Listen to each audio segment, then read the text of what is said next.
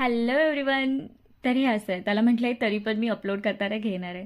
तर सांगायचं तात्पर्य म्हणजे सासूबाईंनी दिलेल्या इडली पात्राचं फायनली मी उद्घाटन केलं आणि मस्त नाश्त्याला इडली केली.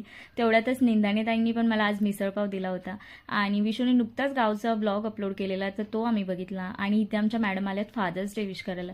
एवढी नौटंकी झाली ना, काय करेल आणि काय नाही. दुपारचं लंच देखील आम्हाला शर्लिनच्या फॅमिलीकडूनच होतं, तर ते एन्जॉय केलं. आणि त्यानंतर आमच्या मॅडमची तर मस्ती. काय असं करू?